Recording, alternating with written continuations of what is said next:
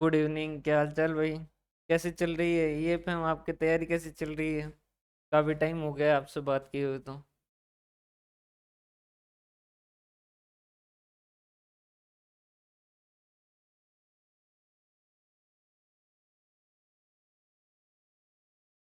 भाई वो 5 बजे इसी वजह से क्लास ऑफ की थी कि उस टाइम बारिश शुरू हुई थी।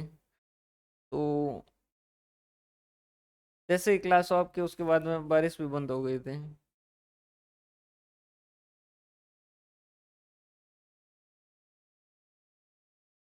वो उसी में साथ में ही तो है ना भाई, क्या बात कर रहे हो यार, उसी में साथ में ही तो कवर कर रखा था उसमें एक चैप्टर के अंदर। कौन सा सेकंड वाला मिसलिनियस टॉपिक वाले में ही तो था।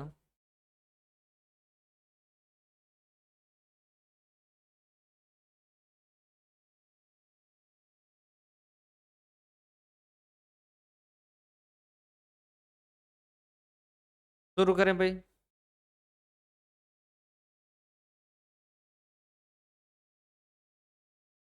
नोट्स का रिवीजन जो है वो टाइम टू टाइम करते रहिएगा।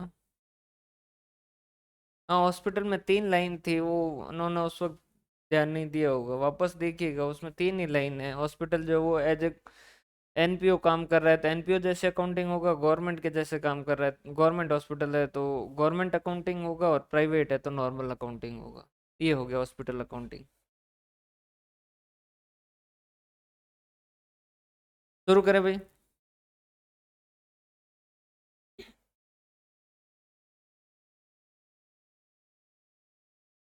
शुरू करें।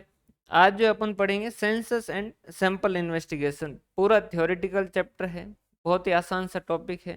और मेनली जो है वो,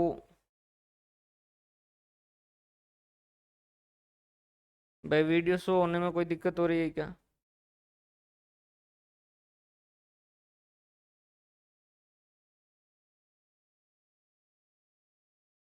2 मिनट रुकिएगा, तो वाईफाई से हटा के इसको केबल कनेक्शन देना पड़ेगा।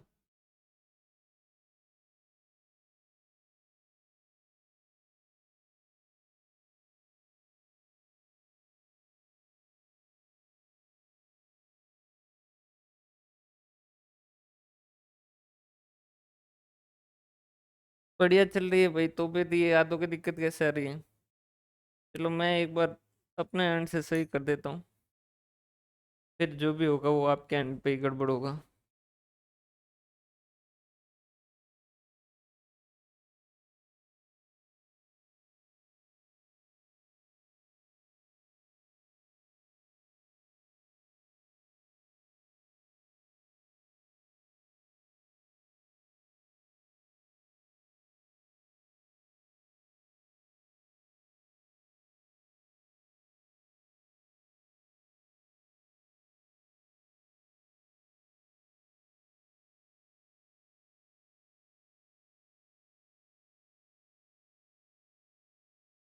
अच्छा, वो उसका वीडियो शो नहीं हो रहा है, सॉरी।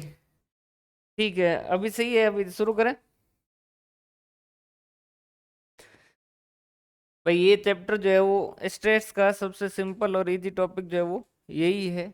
और ये टॉपिक का क्वेश्चन जो है वो सही होगा अगर आप एग्जाम के दिन शांत होंगे, तो आप ज़्यादा इसके क्वेश्चन जो है वो सही करने के चांसेस ज़्यादा होंगे। तो एग्जाम से पहले वाले दिन तक जितना पढ़ना उतना पढ़ लीजिएगा, एग्जाम वाले दिन शांत रहिएगा ताकि आप इसके जो भी क्वेश्चन आए उसको आप आसानी से कर पाओ। Census and sample investigation.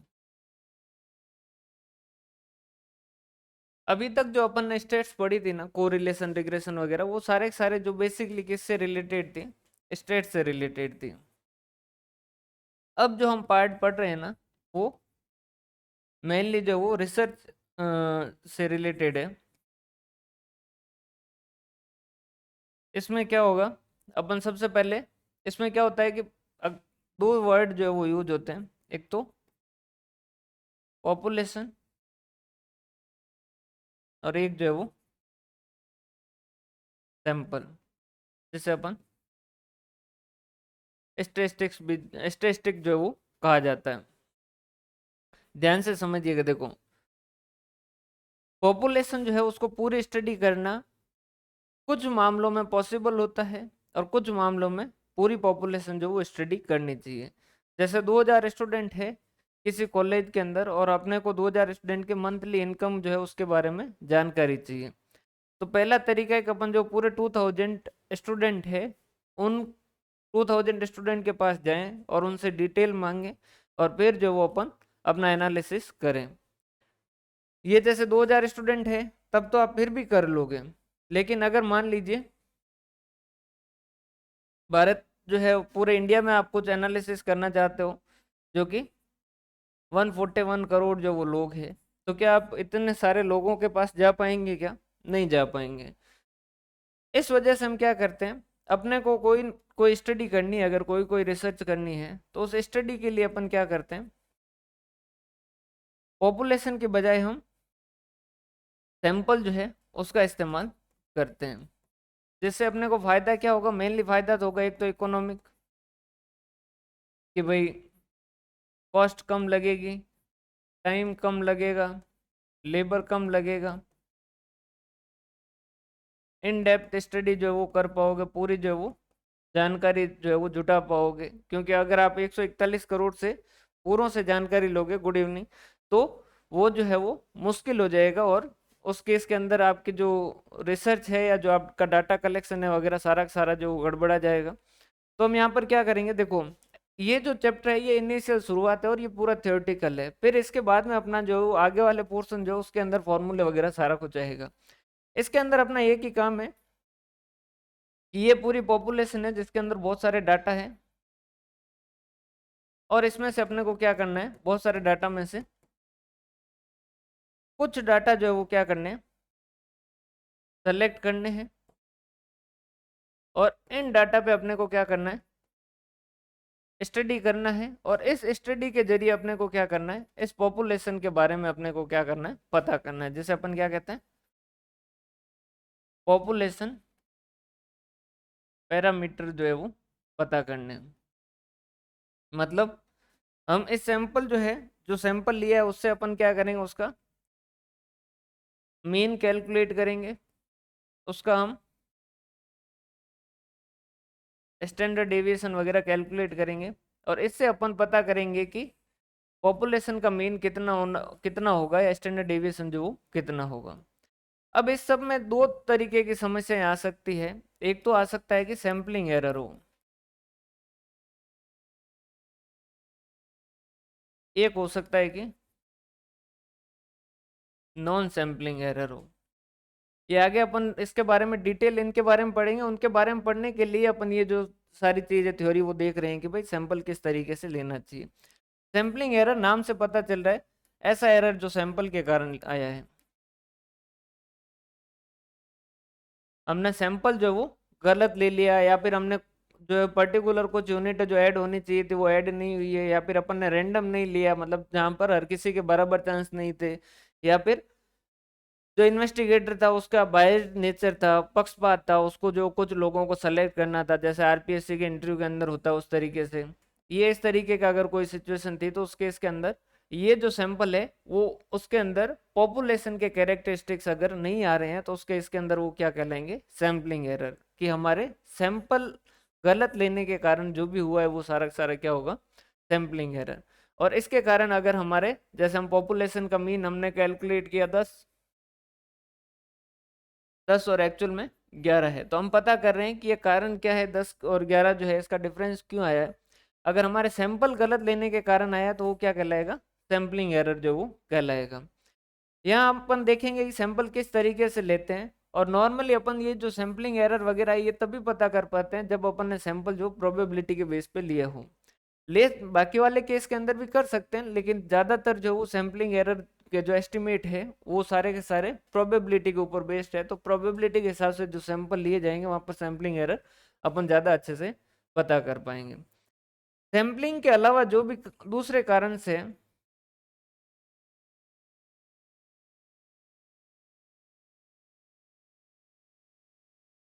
Sampling के अलावा और कोई भी कारण से जो है वो एरर आ रहा है तो वो सारा का सारा क्या कहलाएगा, नॉन सैम्पलिंग एरर, कि कैलकुलेशन का फॉर्मूला गलत लगा दिया या फिर डाटा सही से कलेक्ट नहीं किए, ऐसा कोई भी एरर आएगा तो वो क्या कहलाएगा, नॉन सैम्पलिंग एरर जो वो कहलाएगा। अब इसमें एक चीज ध्यान ये भी रखिएगा, सैम्पलिंग एरर जो, उसे अपन क्या कर सकते हैं, रिड्यूस कर सकते हैं। रिड्यूस कैसे कर सकते हैं, एक जनरल फिलोसफी है, जनरल एक रूल है कि जैसे जैसे अपन सैंपल साइज जो वो क्या करेंगे, इंक्रीज करेंगे, वैसे वैसे पॉपुलेशन के कैरेक्टरिस्टिक्स जो उसके अंदर इंक्रीज होते जाएंगे। जैसे समझिएगा, जैसे 100 मैंगो है, उसमें से आपने क्या किया, एक मैंगो लेके उसको टेस्ट किया और वो सही था, तो आपने कहा कि ये 100 के 100 मैंगो जो वो सही है। उसकी बजाय अगर आप 10 मैंगो लेके चेक करें और फिर अगर 10 के 10 सही निकले और फिर आप अगर कंक्लूजन निकाल रहे हैं कि ये जो 100 मैंगो वो पूरे के पूरे सही है, तो ये वाला कंक्लूजन ज़्यादा बेहतर होगा बजाय कि इसके। तो जितना सैंपल साइज जो इंक्रीज होगा वैसे वैसे क्या होगा, पॉपुलेशन जो इंक्रीज होगा। रीजन क्या होता है कि जैसे जैसे सैंपल साइज बढ़ती है वैसे वैसे क्या होना शुरू कर देते हैं, एक दूसरे को कॉम्पनसेट करना शुरू कर देते हैं। जैसे एक मैंगो आपने यूज किया और मान ली जो है वो टेस्ट किया और मान लीजिए 100 में से जो है वो 10 एक मैंगो सही थे और उसमें से ये वाला आपके हिस्से में आ गया और आपने कहा कि सारे के सारे मैंगो सही है। लेकिन यहीं पर अगर 10 मैंगो आप लोगे तो उस केस के अंदर बहुत कम चांस है कि 10 मैंगो जो सही है वो पूरे के पूरे ही आपके हिस्से में आए। तो इसके अंदर पाँच पाँच या दो तीन जो मैंगो है वो खराब आ जाएंगे, जिससे आप क्या कर पाओगे, ज़्यादा बेहतर एस्टिमेट कर पाओगे। इसकी बजाय अगर 20 मैंगो यूज करोगे तो और ज़्यादा आपका जो है वो रिजल्ट बेहतर होगा। तो यहाँ इस वाले चैप्टर के अंदर अपने को सिर्फ और सिर्फ ये पता करेंगे कि इस पॉपुलेशन से जो है वो सैंपल किस तरीके से लिया जाता है, ताकि इसके बाद में अपन फिर आगे की जो जर्नी स्टार्ट करेंगे कि भाई हाइपोथेसिस क्या होता है, हाइपोथेसिस टेस्ट किस तरीके से किए जाते हैं, उसके अंदर क्या क्या चीज़ें देखते हैं, और इसके हिसाब से ये जो सैंपल है इसको स्टडी करके पॉपुलेशन के पैरामीटर जो है वो कैसे पता करते हैं। अगर सैंपल का मीन ये है तो पॉपुलेशन का मीन क्या होगा, सैंपल का अगर स्टैंडर्ड डेविएशन ये है तो पॉपुलेशन का स्टैंडर्ड डेविएशन क्या है, ये सैंपल जो हमने लिया है वो रिलायबल है या नहीं है, उसका चेक कैसे करें। जो हमारे हिसाब से हमने कैलकुलेट कर दिया कि स्टैंडर्ड डेविएशन जो है वो 15 है, ये 15 है जो सही है या नहीं है, इसको जो है वो इसके सिग्निफिकेंस चेक करेंगे कि भाई ये जो हम वैल्यू कैलकुलेट कर रहे हैं क्या ये सही है या नहीं है। या फिर अपन रेंज कैलकुलेट करेंगे कि भाई ये कहाँ से कहाँ तक का एरर हो सकता है, कि भाई ये 14 से 16 के बीच में हो सकता है या 13 से 17 के बीच में हो सकता है। तो वो सारी आगे की बात है, उससे पहले अपने को एक बार आज वाली क्लास के अंदर पूरा थियोरटिकल है और सिंपल सा है कि भाई किस तरीके से पॉपुलेशन से जो वो अपन क्या करें, ये सैंपल जो वो सेलेक्ट करें। नोट से पढ़ेंगे और बिल्कुल सिंपल सा है, इसमें एक भी पॉइंट ऐसा नहीं होगा जो आपको समझ नहीं आए, बिल्कुल सिंपल सा जो चैप्टर है। बाकी जहाँ डाउट आए वहाँ रुकवाते रहिएगा, ये आपने पढ़ा भी होगा वहाँ नेट के अंदर। नोट्स जो है वो मैं कोशिश करूंगा कि इसमें जो है वो आपको पहले अपडेट कर दूं, ताकि आप इनको जो प्रिंट आउट लेके बैठे हैं, अगर कोई स्टूडेंट जो वो लेके बैठना चाहेगा। देखो, census and sample investigation. Census या पॉपुलेशन या यूनिवर्स जिसे कहते हैं, उसके मेजरमेंट को क्या कहेंगे, पैरामीटर कहेंगे। वहीं पर अगर सैंपल है या स्टैटिस्टिक्स है, मतलब कि उसका छोटा सा टुकड़ा है, तो उनके लिए वर्ड जो वो यूज होगा वो कौन सा होगा, स्टैटिस्टिक्स जो वर्ड है वो यूज होगा। मतलब जैसे 50,000 स्टूडेंट है, पूरे 50,000 को आपने स्टडी करके उसका अगर अर्थमेटिक मीन कैलकुलेट किया तो वो क्या कहलाएगा, पैरामीटर कहलाएगा। अपन वर्ड यूज करते हैं पॉपुलेशन पैरामीटर। और वहीं पर अगर 50,000 में से आपने 50 स्टूडेंट सेलेक्ट किए और उनका अर्थमेटिक मीन कैलकुलेट किया तो वो क्या कहलाएगा, स्टैटिस्टिक्स कहलाएगा, स्टैटिस्टिक जो है वो कहलाएगा। अपन ने पहले एक बार इनके जो है वो मेजर भी देखे थे, आगे आएंगे भी। वैसे टाइप्स ऑफ यूनिवर्स किस किस तरीके से हो सकता है, भाई कहीं समझ नहीं आए तो वहाँ रुकवा दीजिएगा ना। मैं ये मान के चल रहा हूँ कि इस वाले पोर्शन के अंदर थोड़ा बहुत आप पहले से जानते हैं और इस हिसाब से मैं करवा रहा हूँ। बाकी अगर कहीं लगे कि आपको ये जो है वो समझ नहीं आ रहा है तो वहाँ पर आप रुकवा दीजिएगा। टाइप्स ऑफ यूनिवर्स किस किस तरीके के हो सकते हैं, पॉपुलेशन जो किस तरीके की हो सकती है, नंबर ऑफ यूनिट के हिसाब से फाइनाइट हो सकती है या इनफाइनाइट हो सकती, इनफाइनाइट जो वो हो सकती है। जैसे कि एक पर्टिकुलर कॉलोनी के अंदर कितने लोग रह रहे हैं उसके बारे में संख्या अगर गिननी है तो वो क्या हो जाएगी, फाइनाइट हो जाएगी। सर में बाल कितने, ये जो इनफाइनाइट वाली कैटेगरी के अंदर आ जाएगा। अपने को हेयर ट्रांसप्लांट करना, उसके लिए कुछ स्टडी करनी है, तो पूरा पॉपुलेशन जो क्या हो जाएगा, इनफाइनाइट की कैटेगरी के अंदर आ जाएगा। एग्जिस्टेंस ऑफ यूनिट रियल हो सकता है या हाइपोथेटिकल हो सकता है। जैसे 10,000 स्टूडेंट जो उनकी स्टडी कर रहे हैं तो ये तो हो गया रियल। हाइपोथेटिकल का मतलब क्या हो गया, एक कॉइन है उसको अपन ने 1,000 बार जो वो टॉस किया तो हेड आने के चांसेस कितने और टेल आने के चांसेस कितने। यहाँ पर एक्चुअल वैल्यू जो वो नहीं होगी, अपन हाइपोथेटिकल मान के चलेंगे कि भाई इतने हेड आएंगे और इतने टेल आएंगे। भाई जहां भी डाउट आए वहां पर रुकवाते रहिएगा ना। सेंसस इन्वेस्टिगेशन कंप्लीट एनुमरेशन या सेंसस इन्वेस्टिगेशन जो है वो किसे कहते हैं या कब कहते हैं। अच्छा ये दो बार लिख दिया, सेंसस इन्वेस्टिगेशन किसे कहेंगे, सेंसस इन्वेस्टिगेशन या फिर पॉपुलेशन जो इन्वेस्टिगेशन कब कहेंगे, जब अपन इंफॉर्मेशन पता कर रहे हैं each and every unit of the population. जैसे 50,000 स्टूडेंट पे स्टडी करना और पूरे 50,000 स्टूडेंट से जो है वो डाटा कलेक्ट करके उन पूरे 50,000 स्टूडेंट के डाटा पे स्टडी कर रहे हैं तो वो क्या कहलाएगा, सेंसस इन्वेस्टिगेशन कहलाएगा। सूटेबिलिटी वगैरह आराम से लॉजिकल सोचोगे ना तो एग्जाम के अंदर इससे रिलेटेड कुछ भी क्वेश्चन जो पूछा जा सकता है। जैसे कई बार पूछा जाता है कि कौन से वाले केस के अंदर जो वो सेंसस इन्वेस्टिगेशन पॉसिबल नहीं है, ए बी सी देते हैं और उसमें से एक जो ब्लड जो है वो ब्लड रिपोर्ट, तो ब्लड रिपोर्ट के अंदर जो वो आप सेंसस इन्वेस्टिगेशन नहीं कर सकते। आप इंसान का पूरा खून निकाल के फिर आपने कहा कि मैं तो बिल्कुल अच्छे से स्टडी करूंगा और फिर वापस सही होगा तो खून वापस उस शरीर के अंदर डालूंगा, तो ब्लड तो वापस डालोगे लेकिन जान जो वो उसकी नहीं रहेगी। तो ये कहाँ कहाँ यूज होते हैं वगैरह, ये सारे सारा लॉजिकल सोचोगे तो आप आराम से इसको कर पाओगे। सूटेबिलिटी कहाँ है, हेट्रोजीनियस कैरेक्टर। हेट्रोजीनियस कैरेक्टर मतलब कि अलग अलग तरीके का जो वो डाटा है। डाटा किस तरीके का है, जिसमें डाटा के अंदर जैसे कुछ जो है वो स्किल्ड है, कुछ जो वो अनस्किल्ड है, और कुछ जो वो सेमी स्किल्ड है। इस तरीके का अगर डाटा है जहाँ पर डाटा जो है उसको अलग अलग कैटेगरी के अंदर बांटा जा सकता है, अलग अलग तरीके के डाटा है, तो वहाँ पर अपने को क्या करना चाहिए, सारों की स्टडी करनी चाहिए। वहाँ पर अपने को या फिर सैम्पलिंग भी करते हैं तो बहुत ज़्यादा ध्यान से करते हैं। बाकी नॉर्मली यहाँ पर अगर पॉसिबल हो तो वहाँ पर अपने को क्या करना चाहिए, सेंसस इन्वेस्टिगेशन करना चाहिए, क्योंकि ये डाटा अलग है, ये डाटा अलग है और ये डाटा अलग है। या फिर high degree of accuracy required कि भाई अपने को एकदम परफेक्ट इंफॉर्मेशन ही चाहिए, तो फिर आप जो है वो पूरे के पूरे स्टूडेंट का एनालिसिस कर सकते हैं। मेरिट्स क्या है, एक्सटेंसिव स्टडी है, मतलब कि पूरे आप 100% जो जानकारी ले रहे हो मतलब कि पूरी डिटेल मिल जाएगी। Indirect investigation possible like for honesty unemployment poverty etc where direct study not possible. अब कई बार क्या होता है, कुछ सिचुएशन ऐसी होती है जिसके अंदर आप डायरेक्ट स्टडी जो उनको नहीं कर पाते हो या फिर उनके बारे में ये चीज़ें जानकारी नहीं ले सकते हो कि भाई लोगों के पास जो जैसे आपने एक पढ़ा होगा कि भारत के अंदर जो वो 29 रुपये जो है वो डेली का कमा रहा है, वो आदमी जो है वो फाइनेंशियली नॉर्मल है। या फिर शायद मंथली है, मंथली 151 है या 151 रुपीज है या ऐसा कुछ है। तो ये क्या किया उन्होंने, सैंपल के हिसाब से उन्होंने पता कर लिया कि भाई 151 रुपये के अंदर जो सारी चीज़ें आ जाएगी। लेकिन अगर आप एक्चुअल में पता करते और सबको जाके पता करते तो आपको पता चलता कि 151 रुपये में महीना चलाना पॉसिबल ही नहीं है, या फिर 29 रुपये में दिन है, ऐसा कुछ जो भी उनकी कमेटी की रिपोर्ट है, इकोनॉमिक्स के अंदर आपने पढ़ा होगा। तो ये जो है ये दिन 29 रुपये में दिन चलाना या 151 रुपये महीना चलाना या जो भी डाटा है, क्या ये पॉसिबल है, क्या नहीं है। यहाँ पर अगर आप पूरी स्टडी करते हैं, ठीक है, जैसे ये ऑनेस्टी हो गया, अनएम्प्लॉयमेंट हो गया, पॉवर्टी हो गया। अब अनएम्प्लॉयमेंट जो वो बहुत तरीके का अनएम्प्लॉयमेंट है, आपने जो सैंपल के हिसाब से देख लिया और फिर आपने कहा कि अनएम्प्लॉयमेंट है ही नहीं।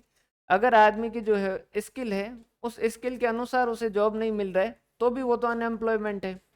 समझ आ रही बात। या फिर जैसे एग्रीकल्चर वगैरह केस में देखते हो कि एक खेत के अंदर जहाँ 2 लोगों की जरूरत है वहां अगर 10 लोग बैठे हैं तो भी वो क्या है, अनएम्प्लॉयड है। तो यहाँ पर ऐसी सिचुएशन के अंदर आपको अगर पॉपुलेशन स्टडी करोगे या पॉपुलेशन पैरामीटर चेक करोगे या फिर पूरी डिटेल के अंदर सब डाटा का लेके जो वो स्टडी करोगे, तो उस केस के अंदर आप ज़्यादा सही रिजल्ट जो वो बताओगे, एक्यूरेसी मिलेगी, रिलायबिलिटी मिलेगी। ये सारी तो थ्योरेटिकल बातें हैं। सूटेबल फॉर हेट्रोजीनियस यूनिट, अगर हेट्रोजीनियस यूनिट है ये स्किल सेमी स्किल और अनस्किल टाइप का, तो वहाँ भी जो है वो ये वाला काम आएगा। और necessary in some cases like census, जनगणना करनी है तो जनगणना के लिए तो आपको सबकी डिटेल ही चाहिए। हाँ, 1,000 रुपये पर मंथ है सर, ये जो भी भाई डिटेल दे रखी है ना, वो अगर वो पूरी आप स्टडी करोगे ना तभी जो चीजें हैं जान पाओगे। समझ आ रही है बात? डीमेरिट्स क्या है भाई? पूरा थ्योरेटिकल है, बिल्कुल सिंपल से आप लॉजिकल सोचोगे तो वैसे ही आप इसको सीधा सीधा ही कर लोगे। डीमेरिट्स क्या है? अब अगर 50,000 स्टूडेंट और 50,000 की आप स्टडी करना चाहोगे तो महंगा तो पड़ेगा, टाइम आपका ज़्यादा लगेगा, कॉस्ट आपकी ज़्यादा लगेगी, हर तरीके से जो खर्चा ज़्यादा ही होगा। उसके बाद में इनकन्वीनियंट, अब 50,000 लोगों को स्टडी करना क्या आसान रहेगा? क्या मुश्किल ही रहेगा, सीधी सी बात है। टाइम और एफर्ट चाहिएगा, possible only if restricted to small area. अगर बहुत छोटा सा, अगर पॉपुलेशन टोटल मिला के जैसे पॉपुलेशन के अंदर ही 100 यूनिट ही है, तब तो फिर भी पॉसिबल है कि भाई 100 यूनिट है, तब तो आप फिर भी कर लोगे ये। लेकिन अगर पॉपुलेशन के अंदर जो वो 1 लाख 1 करोड़ या ऐसा कुछ है, तो वहाँ पर आप जो सेंसस स्टडी नहीं कर पाओगे। और impossible in certain circumstances like blood test, ये बहुत ज़्यादा बार पूछा गया है कि किस केस के अंदर जो ब्लड टेस्ट जो वो नहीं किया जा सकता, सॉरी किस केस के अंदर जो वो सेंसस स्टडी नहीं की जा सकती। तो ब्लड टेस्ट के केस के अंदर जो सेंसस स्टडी नहीं की जा सकती। आरपीएससी ने ये क्वेश्चन 2-3 एग्जाम के अंदर दे रखा है। समझ आ रही है बात भाई? ब्लड टेस्ट के अंदर क्यों नहीं कर सकते? पूरा खून निकाल के आप जांच थोड़ी करवाओगे, आप उसके अंदर से थोड़ा सा ब्लड निकाल के उसके ऊपर जांच करवाओगे। इसका जस्ट ऑपोजिट है, ये सेंसस के अंदर आप पूरे जो पॉपुलेशन के अंदर जितनी यूनिट है उन सबको स्टडी कर रहे हो। यहाँ पर आप उस पॉपुलेशन में से क्या कर रहे हो, एक पार्ट जो है वो निकाल के, ये पॉपुलेशन है इसका एक छोटा सा पार्ट लिया और उसके बारे में स्टडी की। और इस स्टडी के हिसाब से बाद में आगे वाले चैप्टर के अंदर पढ़ेंगे पॉपुलेशन के बारे में कैसे पता किया जाता है।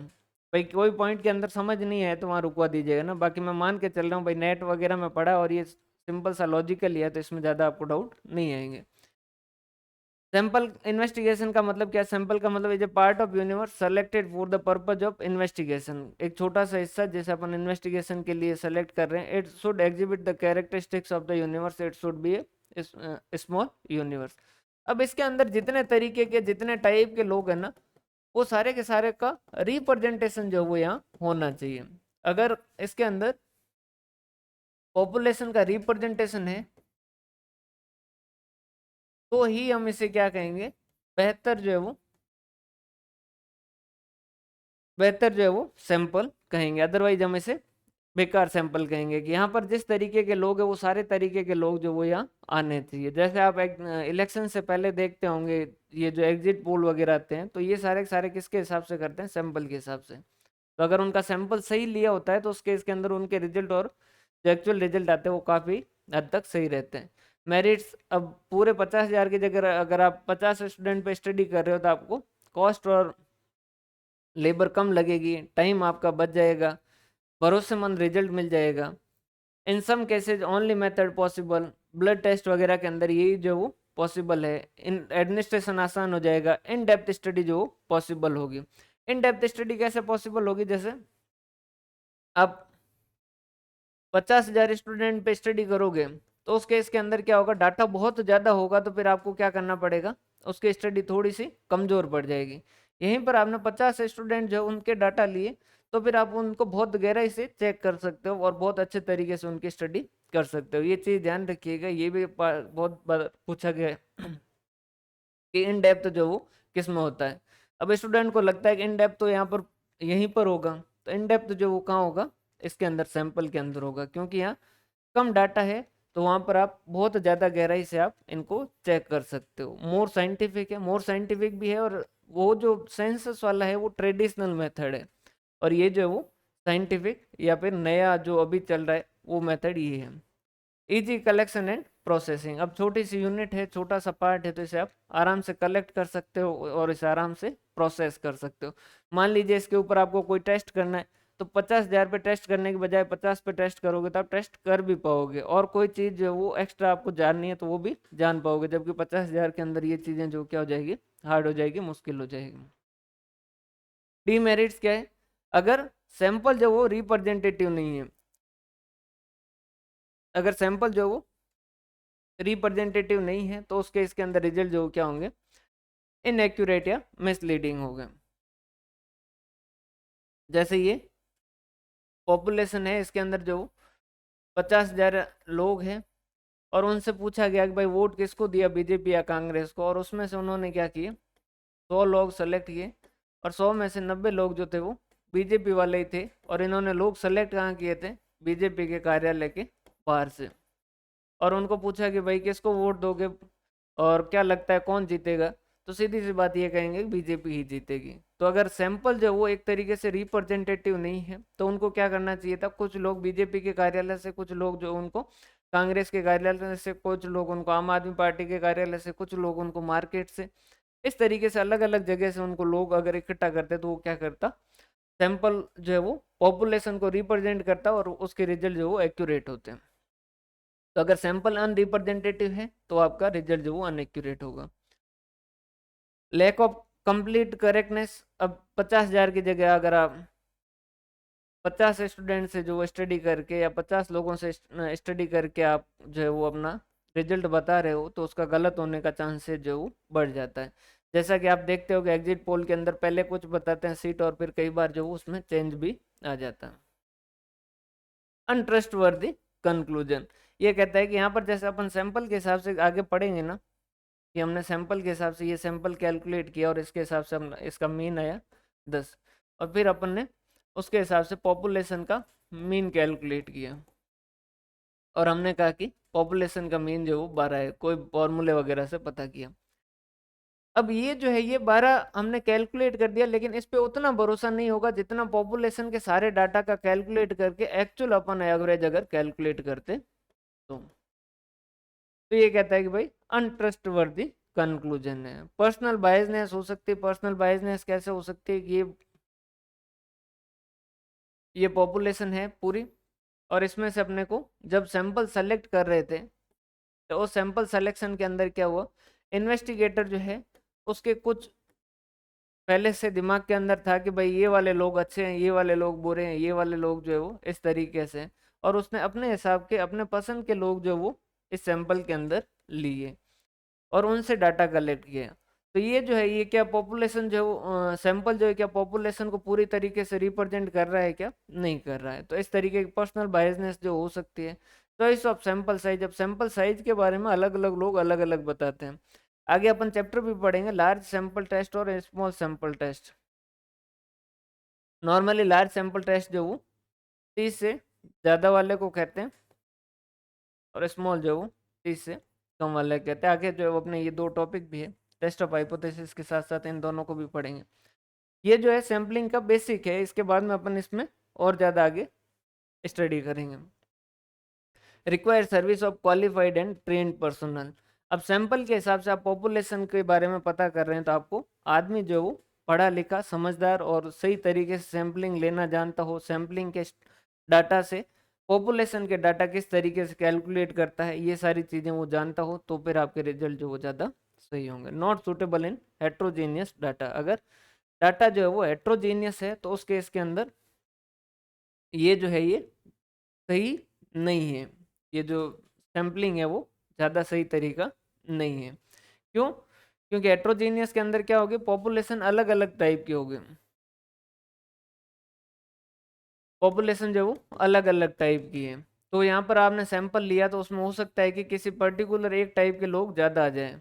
तो हेट्रोजीनियस डाटा हो तो वहाँ पर ये ज़्यादा सूटेबल नहीं है। अगर होमोजीनियस है, सारी डाटा जो है वो एक जैसे हैं, तो उसमें से आप जो वो सैंपल लोगे तो कोई दिक्कत आएगी नहीं, क्योंकि सारे डाटा जो वो एक जैसे हैं। सूटेबिलिटी, कहाँ सूटेबल है ये?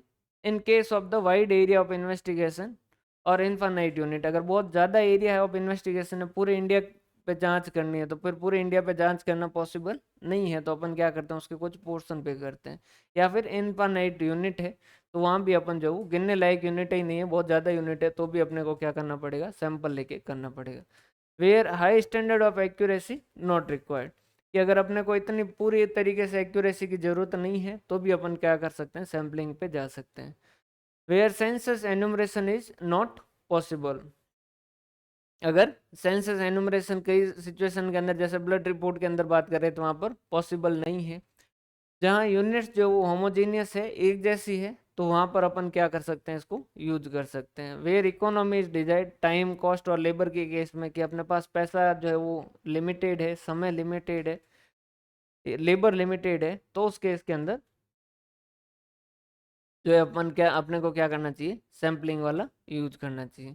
Danger of losing an universe, कई बार क्या होता है, जैसे 1 किलो जो है वो आम है, वो उसको चेक करने के लिए, या फिर 1 किलो बादाम है, उसको चेक करना है, तो उसमें से अपन 2 या 3 बादाम चेक करके खाकर जो वो चेक कर सकते हैं कि भाई सारी बादाम कैसी है। अगर अपन ने कहा कि नहीं, अपन तो सेंसस इन्वेस्टिगेशन करेंगे, तो सेंसस इन्वेस्टिगेशन के बाद नतीजा आया कि भाई बादाम जो है वो अच्छी है, लेकिन बाद में बादाम बचेगी नहीं, तो कई बार क्या होता है, डेंजर ऑफ लूजिंग यूनिवर्स होता है, कि भाई पूरी यूनिवर्स को चेक कर लिया तो फिर यूनिवर्स ही खत्म हो जाएगा, पॉपुलेशन जो है वही खत्म हो जाएगी।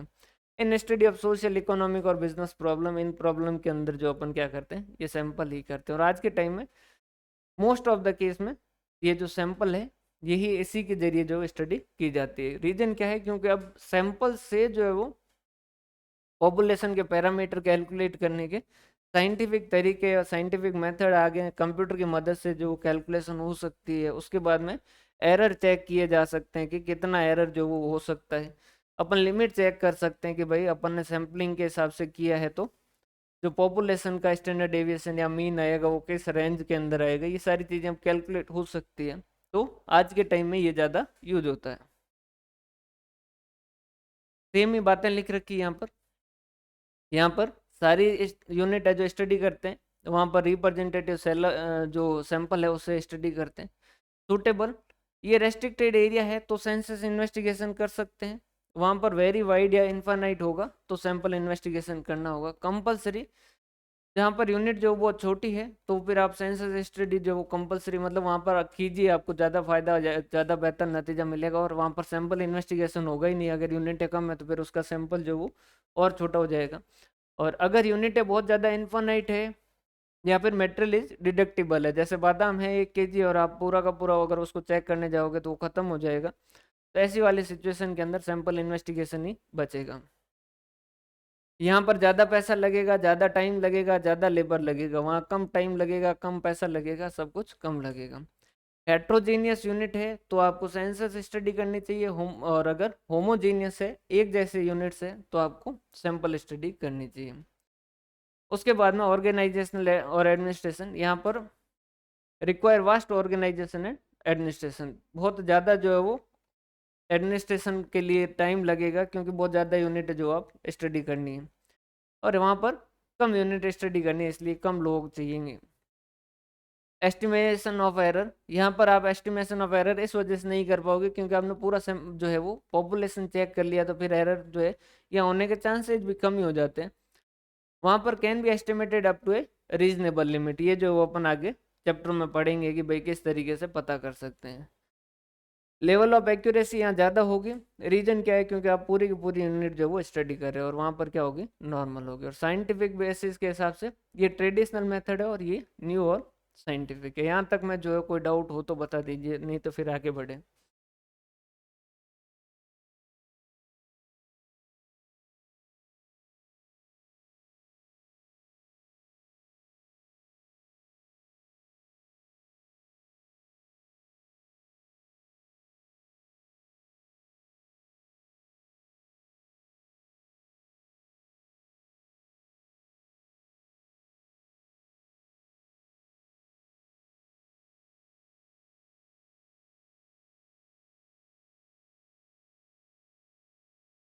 यहाँ तक में कोई डाउट है क्या?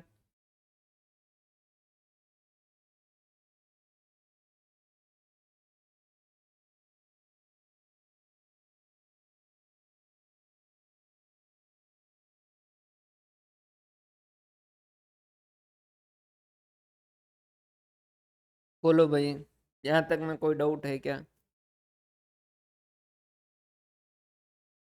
क्लियर है? इसके बाद में एसेंशियल ऑफ सैम्पलिंग, बिल्कुल सिंपल सी बात है। सैंपल कैसा होना चाहिए? एक तो रिप्रेजेंटेटिवनेस होनी चाहिए, जो आपका पॉपुलेशन है उसके अंदर जो कैरेक्टरिस्टिक्स है वो सारे के सारे सैंपल के अंदर होने चाहिए। होमोजेनिटी होनी चाहिए। होमोजेनिटी दो केस के अंदर, कि एक तो पॉपुलेशन के हिसाब से जो डाटा है वो इसके अंदर होने चाहिए, और दूसरा अगर एक ही पॉपुलेशन है और उस एक पॉपुलेशन से आपने, ये एक पॉपुलेशन है उससे आपने पहला सैंपल लिया, ये दूसरा सैंपल लिया और तीसरा सैंपल लिया, इसका अर्थमेटिक मीन जो कैलकुलेट किया तो 10 आया, इसका अर्थमेटिक मीन किया तो आपका 20 आया, और इसका अर्थमेटिक मीन किया तो आपका 40 आया। तो ऐसे सैंपल नहीं होने चाहिए। सैंपल जो है वो होमोजीनियस रिजल्ट देने चाहिए, एक जैसे रिजल्ट देने चाहिए। इसका 10 आ रहा है तो हो सकता है इसका 11 आए तो चलेगा, इसका 9 आए तो चलेगा, तब तक तो चलेगा, ये मतलब इसके आसपास होगा तब तो चलेगा, लेकिन इस तरीके से नहीं हो कि बहुत ज्यादा ही अलग बात करने लग जाइए। उसके बाद में इंडिपेंडेंस, ये समझिएगा सैंपल जो है इसके अंदर दो दो चीजें जो वो होनी चाहिए, तभी जो सैंपल अच्छा कहा जाता है। आगे हम जब पढ़ेंगे ना चैप्टर की सैम्पलिंग एरर वगैरह जब कैलकुलेट करते हैं ये सारी चीजें, और उसके जो मेथड दे रखे हैं तो वो सारे के सारे कहते हैं कि जो रेंडम प्रोबेबिलिटी के बेस पे जो सैम्पलिंग हुई है ना वो बेहतर है, और उसके लिए हम एस्टिमेट कर सकते हैं। अगर पर्सनल किसी ने की है या डेलिब्रेट या जिसे पर्पजिव या जजमेंटल कहते हैं, इस तरीके का कुछ कर रखा है जिसमें इन्वेस्टिगेटर जो है वो अपने हिसाब से जो है वो सैंपल तय कर रहा है, तो वहां पर हम एस्टिमेट नहीं कर पाएंगे, क्योंकि यहाँ पर इन्वेस्टिगेटर की पर्सनल बाइजनेस का खतरा आ जाता है, तो वहां पर अपन नहीं कर पाते हैं। तो कहते हैं सैम्पलिंग के अंदर क्या होना चाहिए, एक तो इंडिपेंडेंस होनी चाहिए। इंडिपेंडेंस मतलब कि अगर एक यूनिट सेलेक्ट करें तो उससे दूसरी कोई यूनिट पे फर्क नहीं पड़ेगा। और इंडिपेंडेंस एक तरीके से देखें तो जरूरी हो जाता है जब अपन रैंडम सैम्पलिंग करते हैं, तो वहां पर इंडिपेंडेंस जरूरी होता है। रीजन क्या है, क्योंकि रैंडम सैम्पलिंग के अंदर क्या होगा कि हर यूनिट के सेलेक्ट होने के चांसेस क्या है, इक्वल है, सबके बराबर है। अगर किसी एक के सेलेक्ट होने से दूसरी कोई यूनिट पे फर्क पड़ रहा है कि भाई ये यूनिट सेलेक्ट हो तो ये भी यूनिट सेलेक्ट होनी चाहिए, तो फिर इक्वल चांस वाली बातें खत्म हो जाती है। तो ये क्या कहा गया है, इंडिपेंडेंस होना चाहिए कि एक यूनिट जो है उसका किसी दूसरे यूनिट के सिलेक्शन पे जो है वो इफेक्ट नहीं आए, और adequate number of unit should be selected, कि न ज्यादा कम हो न बहुत ज्यादा हो, क्योंकि बहुत ज्यादा होगा तो उस केस के अंदर दिक्कत क्या होगी कि आपको बहुत ज्यादा टाइम कॉस्ट वगैरह सारा कुछ लगेगा, और बहुत कम होगा तो उस केस के अंदर उसका जो रिजल्ट आएगा वो भरोसेमंद नहीं आएगा। तो एडुकेट नंबर ऑफ यूनिट होना चाहिए। अब आपके दिमाग के अंदर क्वेश्चन आएगा कि एडुकेट नंबर ऑफ यूनिट कितना होना चाहिए, ये बहुत बड़ा क्वेश्चन है, इसके बारे में बाकी सारे जो है वो सोच ही रहे हैं, और अपन भी आगे देखेंगे, क्योंकि ये डिपेंड करता है पॉपुलेशन किस तरीके की। Should be free from personal biasness. Personal biasness किसकी हो सकती है, इन्वेस्टिगेटर की हो सकती है, या फिर जिससे डाटा कलेक्ट कर रहे हैं उसका जो पर्सनल बायसनेस हो सकता है, कि जिससे डाटा कलेक्ट करने के उसका जो है पर्टिकुलर कुछ विचारधारा है, कि भाई जैसे अपन पर्सनल बायसनेस जैसे अपन कहते हैं ना कि सारे आदमी एक जैसे या सारी औरतें एक जैसी, ये जो है ये क्या है, उसका एक तरीके की उसने विचारधारा बना दी है कि भाई हाँ ये ऐसा ही है, ठीक है। या फिर सारे जो लोग हैं वो खराब है या सारे लोग जो वो अच्छे हैं, ये क्या है, एक तरीके का उसका उसने एक तरीके का नोशन बना लिया है, या फिर जैसे कह सकते हैं पूर्वाग्रह बना लिया, तो फिर उसकी जो बातें होगी वो उसी तरीके से होंगी। तो ये क्या होना चाहिए, should be free from personal biasness, तो उसके जो खुद के जो विचार है उनसे इस सैंपल पे इफेक्ट नहीं आना चाहिए। जैसे वो खुद जो है वो मान लीजिए कांग्रेस का सपोर्टर है, और उसको डाटा कलेक्ट करने को कहा गया, पहले वाले ने आके कहा बीजेपी ने ये काम करवाया, उसने उसका डाटा लिखा ही नहीं कि जाओ यहाँ से। दूसरा है उसने कहा कि आम आदमी पार्टी जो है वो सबसे बेस्ट है और ये चीजें, उसने उसका डाटा लिखा ही नहीं। तीसरा जो है वो आया, उसने कहा कांग्रेस जो सबसे बेस्ट है, उसने कहा कि ठीक है तेरा डाटा जो वो मैं लिखता हूँ। तो ये क्या है, एक तरीके का पर्सनल बायसनेस, इस तरीके का नहीं होना चाहिए। वो आगे वाला आदमी जो क्या होना चाहिए, फ्री होना चाहिए। अगर जनता से राय ले रहा है किसी बारे में तो आगे वाले जो उसको राय दे रहे, आम आदमी पार्टी के बारे में, बीजेपी के बारे में, कांग्रेस के बारे में, सबके बारे में उसको लेना चाहिए। ऑब्जेक्ट ऑफ सैम्पलिंग, इंफॉर्मेशन चाहिए अगर यूनिवर्स के बारे में तो अपन सैम्पलिंग के जरिए कर सकते हैं। Estimate parameter of the universe, mean standard deviation, median वगैरह सब कुछ किया जा सकता है। टेस्टिंग ऑफ रिलायबिलिटी बाय 2 और मोर सैंपल। कई बार सैंपल क्यों लिया जाता है, जैसे ये एक पॉपुलेशन है और इसमें से अपन ने क्या किए, एक सैंपल लिया और इस सैंपल के बेसिस पे अपन ने क्या किया, इसके स्टैंडर्ड डेविएशन और मीन वगैरह कैलकुलेट कर लिए। फिर अपने को जो दिमाग के अंदर डाउट आया कि क्या ये सही है या नहीं है, तो अपन ने इसी पॉपुलेशन से एक और जो वो सैंपल लिया और उसके हिसाब से अपन ने एस्टिमेट किया कि इसके स्टैंडर्ड डेविएशन और मीन जो वो क्या होंगे। फिर इनको कंपेयर किया। तो कई बार अपन क्या कर सकते हैं, टेस्टिंग द रिलायबिलिटी, इस ये जो वैल्यू है इसको भरोसेमंद है या नहीं है उसको पता करने के लिए भी अपन सैम्पलिंग कर सकते हैं। या फिर testing correctness of census investigation, ये जो सेंसस के इन्वेस्टिगेशन जो भी आ रहे हैं वो सही है या नहीं है उसके लिए भी अपन जो वो और सैंपल लेके चेक कर सकते हैं। एक सैंपल से नहीं, 2 सैंपल से जो चेक करें या 3 सैंपल से जो चेक करें, इस तरीके से किया जा सकता है। या फिर कई बार इसका उल्टा हो जाता है कि पॉपुलेशन के डाटा हमने कैलकुलेट किए और उसके हिसाब से उसका स्टैंडर्ड डेविएशन और मीन कैलकुलेट कर दिया। फिर हमको लगा कि ये जो है ये स्टैंडर्ड डेविएशन और मीन सही है या नहीं, तो अपन ने क्या किया, उसका एक छोटा सा जो वो सैंपल और लिया और फिर उसके हिसाब से अपन ने क्या कर दी, और स्टडी कर दी। फिर उसके हिसाब से अपन ने ये स्टैंडर्ड डेविएशन और मीन चेक किया कि क्या ये जो सही बात बता रहा है या नहीं बता रहा है। ये जो रोनाल्ड फिशर जो है उसने 4 प्राइमरी एट्रीब्यूट जो वो दे रखे हैं। उसने बताया कि भाई अगर कोई भी सैंपल हो तो उस सैंपल के अंदर ये 4 लक्षण होने चाहिए। कौन कौन से, एक तो एडेप्टेबिलिटी, यूज करने लायक हो, स्पीड मतलब कि उसे जल्दी से जो वो आप इस सैंपल को सेलेक्ट कर पाओ, और ये जो इकोनॉमिक हो। इकोनॉमिक यहाँ पर पूरे चैप्टर के अंदर इकोनॉमिक वर्ड का सेम ही सेंस है, लेबर के कॉस्ट में, टाइम के कॉस्ट में, मनी के कॉस्ट में जो बचत करवाए आपके। और साइंटिफिक नेचर नेचर का हो, मतलब कि सैंपल जो लिया गया वो किसी न किसी प्रॉपर वे में लिया गया हो। उसके बाद में शुद्धता ऑफ सैम्पलिंग, कि भाई सैंपल जो वो सही है या नहीं है। When the range of sample limit is more, degree of reliability is more, when it's less, the degree of reliability is less.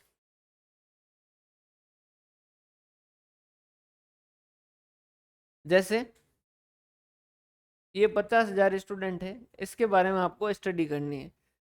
एक तो आपने क्या किया, 5 स्टूडेंट जो है लेके उसके हिसाब से आपने क्या किया, इसको एस्टिमेट किया। एक 50 स्टूडेंट लेके इसके हिसाब से एस्टिमेट किया। एक 500 स्टूडेंट लेके इसके हिसाब से एस्टिमेट किया। और एक आपने 5,000 स्टूडेंट लेके जो है वो इसके हिसाब से एस्टिमेट किया।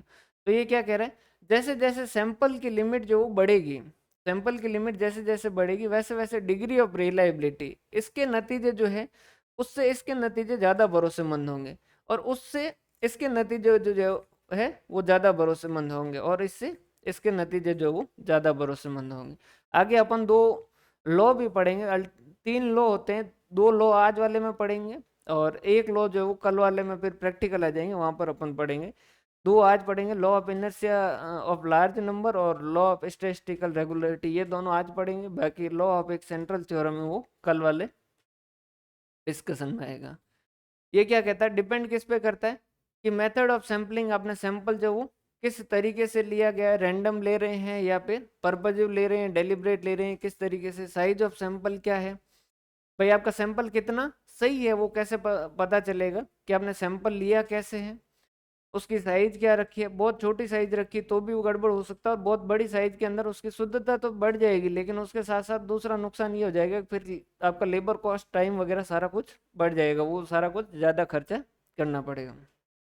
Method of calculation, population parameter जो वो किस तरीके से कैलकुलेट किए जा रहे हैं। यहाँ पर क्या होगा, मेथड ऑफ कैलकुलेशन के अंदर ये भी अपन कह सकते हैं कि भाई इस सैम्पलिंग जो है इसका एक तरीके से ये भी डिपेंड करता है पॉपुलेशन के डाटा किस तरीके से हैं। अगर वो हेट्रोजीनियस है तो उस वाले केस के अंदर जो सैम्पलिंग के अंदर अपने को थोड़ा ज़्यादा कॉन्शियस होना पड़ेगा कि भाई सब तरीके का रिप्रेजेंटेशन जो वो यहाँ पर इस सैंपल के अंदर आए। अगर होमोजीनियस है, सारे डाटा एक जैसे, तब कोई फर्क नहीं पड़ता, अपन आसानी से जो सैंपल ले सकते हैं। और ये जो है वो सैंपल के हिसाब से अपन जो है वो पॉपुलेशन के पैरामीटर कैसे कैलकुलेट कर रहे हैं, ये भी जो वो डिपेंड करेगा कि भाई अपन ने जो अपना सैंपल जो वो कितना सही है या नहीं है। क्योंकि अल्टीमेटली अपना सैंपल जो लेने का एकमात्र पर्पज क्या है, सैंपल लेने का एकमात्र पर्पज क्या है कि अपन इस पूरी पॉपुलेशन को स्टडी करने में अपने पास टाइम और कॉस्ट वगैरह सब कुछ बहुत ज़्यादा लग जाता और अपन पूरी स्टडी नहीं कर पाते। इस वजह से अपन क्या करते हैं, इसका एक छोटा सा पार्ट जो वो लेके स्टडी करते हैं। अब इस छोटे पार्ट को स्टडी करके अपन ये चेक नहीं करना चाहते कि इस पार्ट के अंदर सही है या नहीं है, अपन चेक करना चाहते हैं कि यहाँ पर जो वो ये सही है या नहीं है। जैसे पूरे शरीर का ब्लड जांच करने के बजाय आपने क्या किया, उसका छोटा सा हिस्सा जो वो ब्लड का लिया और इसके बाद में इस ब्लड को जांच करके आप नतीजा क्या निकालना चाहते हो, क्या इस पूरी बॉडी के अंदर जो ब्लड है वो सही है या नहीं है। समझ आ रही बात। तो अल्टीमेटली अपना पर्पज क्या है कि भाई ये जो सैंपल है वो इस पॉपुलेशन के बारे में बताए। मेथड ऑफ सैम्पलिंग, यहाँ से एक आध क्वेश्चन जो वो आएगा और सारा का सारा जो वो सिंपल सही है। इसके अंदर ये चीज ध्यान रखिएगा क्या कि रैंडम वाले में कौन सा है और ये नॉन रैंडम वाले के अंदर कौन सा है। ये एक राजपुरोहित करके बुक है, उसके अंदर क्लस्टर जो वो नॉन रैंडम के अंदर लिखा है वो गलत लिखा है ना। रैंडम सैम्पलिंग मेथड, इसके अंदर दो तरीके के हैं, एक तो अनरेस्ट्रिक्टेड सैम्पलिंग मेथड और एक रेस्ट्रिक्टेड सैम्पलिंग मेथड। बिल्कुल सिंपल सिंपल से अनरेस्ट्रिक्टेड सैम्पलिंग मेथड के अंदर क्या है, लॉटरी। आप क्या कर सकते हो, लॉटरी निकाल सकते हो कि भाई आपने जो पर्चियां बनाई और एक बच्चे को बुलाया और उसने लॉटरी जो निकाल दी। कभी अगर आपने ठेके के फॉर्म भरे हो तो आपको ये लॉटरी मेथड पता होगा।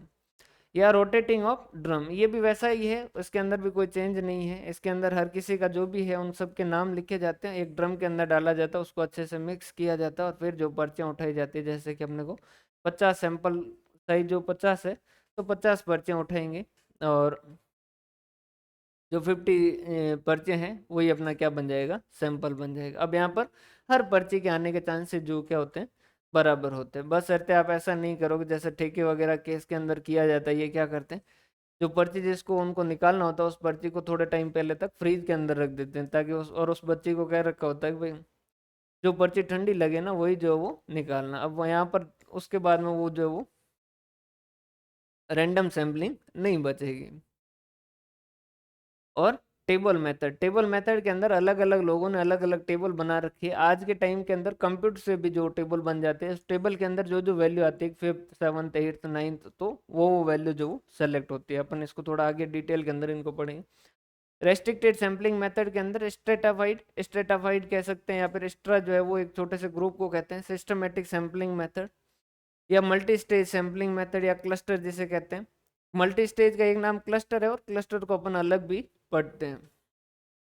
और ये सारे के सारे हैं नॉन रैंडम के अंदर, जिसमें परपजिव हो सकता है, कोटा हो सकता है, कन्वीनियंस हो सकता है, सिक्वेंशियल हो सकता है या स्नोबॉल हो सकता है। रैंडम सैम्पलिंग बेसिस मेथड जो वो कौन से, in which each and every unit of universe has the equal probability of being selected. सबके बराबर चांस है। Best method because the personal biasness नहीं रहता है, भाई पर्सनल बायसनेस है नहीं, सब बराबर चांस है सबके। इसके अंदर ये जो टेबल मेथड दे रखा है ना, इसके अंदर जो है क्या कर रखा है उन्होंने, अलग अलग, जैसे कि आपके पास 1000 जो है वो यूनिट्स है पॉपुलेशन के अंदर, तो इसमें से आपको सैंपल सेलेक्ट करना है।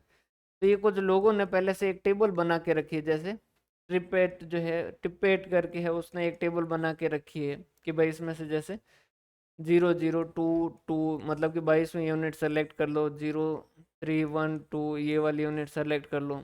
ये जिस तरीके से उन्होंने दे रखी है वो यूनिट जो क्या हो जाती है, सेलेक्ट हो जाती है। ये जो है ये ध्यान रखिएगा उन्होंने कितने नंबर्स की टेबल बनाई है। टिबेट्स ने जो 10,400 नंबर्स की एक टेबल बनाई जिसमें 4 डिजिट के जो नंबर है वो सारे के सारे उसने यूज किए। फिशर और येले ने 9 टेबल बनाई है और 15,000 रैंडम नंबर्स। और कैंडल और स्मिथ ने 1 लाख नंबर्स की टेबल बना रखी है। और रैंड कॉरपोरेशन जो उसने 10 लाख नंबर्स की टेबल बना रखी है। ये याद रखिएगा भाई टिपेट ने जो कितने की बनाई, क्योंकि छोटा सा एमसीक्यू यहाँ से बन सकता है। स्ट्रेटाफाइड और mix sampling, mix of the random and deliberate sampling, ये वाला ध्यान रखिएगा क्योंकि यहाँ से क्वेश्चन बन सकता है कि भाई कौन है जो रैंडम और डेलिब्रेट दोनों का मिक्स है। क्यों है रैंडम और डेलिब्रेट का, तो देखो first divide into different group और एक्स्ट्रा और जैसे अपन स्ट्रैटम कहते हैं, on the basis of features और the characteristic thereafter some unit selected on the basis of random sampling. तो देखो दोनों चीज हो गई। डेलिब्रेट के हिसाब से तो उसने क्या किया, पहले जैसे पॉपुलेशन जो थी, मजदूरों मजदूरों के बारे में स्टडी कर रहे थे, तो उसने क्या किया, इसको तीन हिस्सों में बांट दिया कि भाई स्किल्ड वाले जो वो साइड में हो जाओ, फिर जो सेमी स्किल्ड वाले साइड में हो जाओ, और अनस्किल्ड वाले जो वो साइड में हो जाओ। तो ये तो अपन ने क्या किया, डेलिब्रेटली किया, मतलब कि जानबूझ कर किया, और फिर इसमें से क्या कर लिया, रैंडम जो वो सिलेक्शन कर लिया। तो ये क्या हो जाएगा अपना, दोनों का मिक्स हो जाएगा। इसे अपन क्या कहेंगे, स्ट्रेटाफाइड। ये जो ग्रुप बना रखे हैं, इन ग्रुप को ही जो क्या कहा जाता है, स्ट्रेट जो वो कहा जाता है। इसके बाद में ये जो है प्रपोर्शनेट भी हो सकता है और अनप्रपोर्शनेट भी हो सकता है। जैसे कि हमने ये जो अलग अलग किए पॉपुलेशन के हिसाब से, इसके तीन टुकड़े किए, हमने कहा कि हर किसी का रिप्रेजेंटेशन जो है, इसके जितने हैं उसका 20-20% रिप्रेजेंटेशन जो सबका तीनों का आना चाहिए। या फिर ये कह सकते हैं कि जितनी उनकी साइज है, उस ये मान लीजिए 40% है, ये 50% है, और ये 10% है। तो अपन ने कहा कि सैंपल के अंदर 40% ये होने चाहिए, 50% ये होने चाहिए, और 10% ये होने चाहिए। तो ये तो हो गया परपोर्शनेट। या फिर ग्रुप में ऐसा कोई परपोर्शनेट अपन ने फिक्स नहीं किया, और अपन सीधा सीधा ले रहे हैं, रैंडम सैम्पलिंग कर रहे हैं अलग अलग ग्रुप से, तो वो क्या हो जाएगा, अनप्रपोर्शनेट हो जाएगा, डिस्प्रपोर्शनेट हो जाएगा।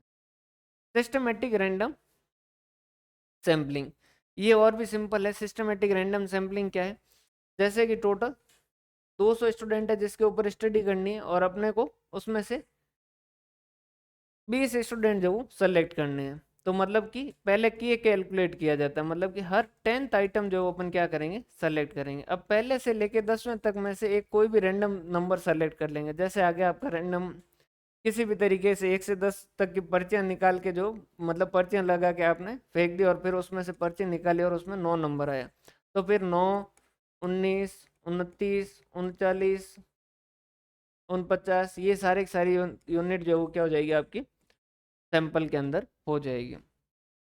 तो सिस्टमेटिक रैंडम सैम्पलिंग के अंदर क्या होगा, ये थोड़ा सा ध्यान रखिएगा। Suppose we have select 20 item from 200 item, तो अपन क्या करेंगे, 200 डिवाइडेड बाई 20, मतलब कि हर 10th आइटम जो अपने को सेलेक्ट करना है।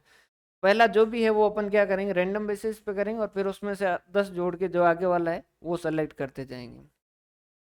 मल्टी स्टेज और क्लस्टर रैंडम सैम्पलिंग, क्लस्टर को अलग से भी लिखा है, दोनों में जो थोड़ा सा फर्क है, बाकी लगभग दोनों एक जैसे हैं। मल्टी स्टेज के अंदर क्या होगा, यहाँ पर जैसे अपने को जो है वो स्टडी करनी है किसी के बारे में, कि भाई एजुकेशन के बारे में स्टडी करनी है, कि कहाँ हमारे इंडिया के अंदर जो है वो एजुकेशन का लेवल क्या है। तो अपन ने क्या किया, बहुत सारे स्टेट थे, उसमें से रेंडमली एक स्टेट सेलेक्ट किया, जैसे राजस्थान। फिर उस राजस्थान में से हमने, इसमें भी बहुत सारे डिस्ट्रिक्ट थे, उसमें से रेंडमली एक डिस्ट्रिक्ट सेलेक्ट किया, जोधपुर। इसमें भी जो है वो बहुत सारी कॉलोनी थी, इसमें फिर रेंडमली हमने क्या किया, ये वाली एक पर्टिकुलर जैसे शास्त्री नगर जो है वो ये कॉलोनी सेलेक्ट की, और फिर यहाँ पर जाके यहाँ के जो हाउस होल्ड थे उनको जो उनकी एजुकेशन के बारे में स्टडी की। तो ये क्या होगी, मल्टी स्टेज, मतलब कि ये प्राइमरी हो गई, ये इंटरमीडिएट होगी, ये फाइनल होगी, मतलब कि हर स्टेज पे आप क्या कर रहे हो, रैंडम सैम्पलिंग के जरिए आगे आगे बढ़ते जा रहे हो। ये जो ग्रुप बन रहे हैं ना, इन ग्रुप को क्लस्टर कहते हैं। बाकी क्लस्टर सैम्पलिंग इसको भी कहा जाता है। अगर क्वेश्चन ये पूछा जाए कि मल्टी स्टेज जो है उसको और किस नाम से जाना जाता है, तो क्लस्टर के नाम से भी जाना जाता है। बाकी क्लस्टर का मतलब थोड़ा सा अलग हो जाता है। It is a probability sampling method in which we divide a population into cluster and randomly select cluster. यहाँ पर अपन क्या करते हैं, देखो ऊपर वाले में और इसमें कंफ्यूज मत होना। ये पॉपुलेशन है, इस पॉपुलेशन के अलग अलग छोटे छोटे छोटे छोटे छोटे छोटे छोटे छोटे जो ग्रुप अपन ने किए। फिर अपन क्या करेंगे, पूरा का पूरा ग्रुप सेलेक्ट कर रहे हैं। ये ग्रुप सेलेक्ट कर लिया, ये ग्रुप सेलेक्ट कर लिया, और ये ग्रुप सेलेक्ट कर लिया। तो ये क्या कहलाएगी, क्लस्टर सैम्पलिंग जो वो कहलाएगी। इसे अपन क्या कहेंगे, क्लस्टर सैम्पलिंग जो कहेंगे। कुछ हद तक मल्टी स्टेज जैसा होता है, इस वजह से अपन इसको मल्टी स्टेज और क्लस्टर कहते हैं। अगर क्वेश्चन पूछा जाता है कि मल्टी स्टेज जो और किस नाम से जाना जाता है, तो मल्टी स्टेज को क्लस्टर के नाम से जाना जाता है। बाकी क्लस्टर जो है वो अलग है। क्लस्टर के अंदर क्या करते हैं, छोटे छोटे ग्रुप बनाते हैं, और फिर उस ग्रुप में से पूरा ग्रुप में से फिर सेलेक्ट नहीं करते, फिर उस ग्रुप को सेलेक्ट करते हैं। उसमें से कुछ जो ग्रुप है उनको सेलेक्ट कर लेते, कोई भी रेंडमली कोई भी ग्रुप जो वो सेलेक्ट हो जाता है। ये जो भी रैंडम है वो सारे के सारे क्या है, अनबायस्ड है, क्योंकि सब में जो है वो हर किसी के सेलेक्ट होने के चांसेस बराबर है। इकोनॉमिक है, टाइम मनी लेबर बचाते हैं, वो तो सैंपल अपने आप में ही बचाता है। रिप्रेजेंटेटिव ऑफ द यूनिवर्स होते हैं, और measurement of sampling error and level of significance are possible. आगे अपन जो भी पढ़ेंगे ना लेवल ऑफ सिग्निफिकेंस की, भाई अपन ने जो है इसके हिसाब से पॉपुलेशन के जो डाटा कैलकुलेट किए क्या वो सही है या नहीं है, उनको चेक करना कि इसमें एरर है या नहीं है, वो सारा का सारा किस पे डिपेंड करेगा। अगर आपने रैंडम सैम्पलिंग लिए तो आप अच्छे से कर पाएंगे। वो जो है वो आगे अपने आप में जो है वो एजम्पशन लेके चलते हैं कि हमने सैंपल जो है वो रैंडम बेसिस पे लिया है। लिमिटेशन ऑफ रैंडम सैम्पलिंग, ऐसा ऐसा कुछ खास है नहीं, लेकिन बाकी बताया गया है कि lack of suitable representation in some cases, अगर स्मॉल सैंपल ले लें और हेट्रोजीनियस आइटम है तो वहां पर जो ये सूटेबल नहीं होगा। यूनिट मस्ट बी इंडिपेंडेंट, एक यूनिट जो है उसके सिलेक्शन से दूसरे पे कोई फर्क नहीं पड़ना चाहिए। Not suitable where inclusion of some important item is necessary, कई बार जो है वो ये थोड़ा सा गड़बड़ हो जाता है। क्या होता है, जैसे इस पॉपुलेशन में से स्टडी करने में से अपने को पता होता है कि भाई ये जो पर्टिकुलर जो है इसको अपने को क्या करना है, सेलेक्ट करना है कि भाई इसके बारे में स्टडी जो वो करनी है। तो ऐसी सिचुएशन के अंदर फिर रैंडम सैम्पलिंग जो वो काम की नहीं होती। बाकी अपने को सब में ठीक है, लेकिन कुछ जो है उनको पर्टिकुलर सेलेक्ट करना ही है, तो उसके इसके अंदर जो ये रैंडम सैम्पलिंग काम की नहीं होगी। उसके बाद में assumption of random sampling, every unit get equal chance of being selected, selection जो अनबाइज्ड है और होमोजेनियस यूनिट ऑफ पॉपुलेशन और इंडिपेंडेंट। अब है जो नॉन रैंडम सैम्पलिंग मेथड, यहाँ तक में कोई डाउट हो तो बता दीजिए भाई।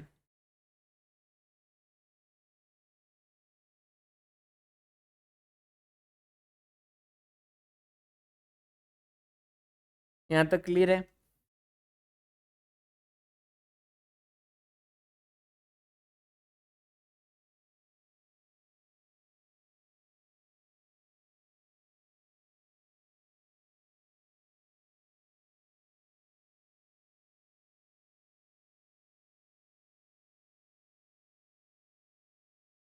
यहाँ तक क्लियर है, आगे बढ़े। इसके बाद में non random sampling method.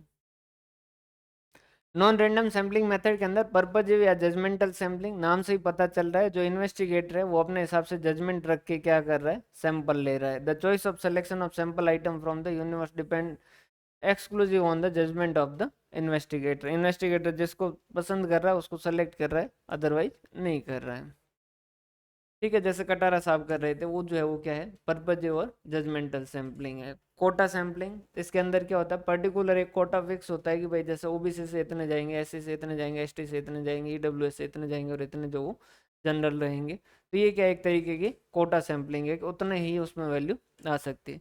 Convenient sampling, इसके अंदर जो इन्वेस्टिगेटर आराम पसंद है वो कहता है कि जो मेरे आसपास 50,000 स्टूडेंट को सेलेक्ट करना है कॉलेज के और उनके बारे में जो स्टडी करना है, मेरे घर के आसपास रहते हैं उन 50 स्टूडेंट के बारे में स्टडी करके मैं बता दूंगा, और उसके हिसाब से मैं जो है वो अपन पॉपुलेशन के बारे में पता कर लेंगे। Sample is obtain by the selecting convenient unit from the universe. Convenient sample is also known as chunk, इसे चंक भी कहा जाता है। Sample obtain from the telephone diary, कि भाई अपने आसपास जो नज़दीकी जो अवेलेबल के अंदर टेलीफोन डायरेक्टरी थी वहां से अपन ने क्या किया, कॉल करके जो अपन ने पता कर लिया।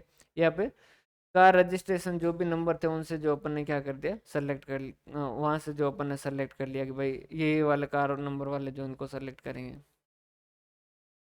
सिक्वेंशियल, ये दोनों एग्जांपल इस वजह से लिखे हैं क्योंकि ये कॉलेज वाली बुक में लिखे हैं, और कई बार जो कॉलेज वाली बुक से ये सीधे सीधे क्वेश्चन उठाते हैं, जैसे पिछली बार उन्होंने के नागर से सीधे सीधे क्वेश्चन उठाए थे, तो ये यहाँ पर इस वजह से लिखे गए।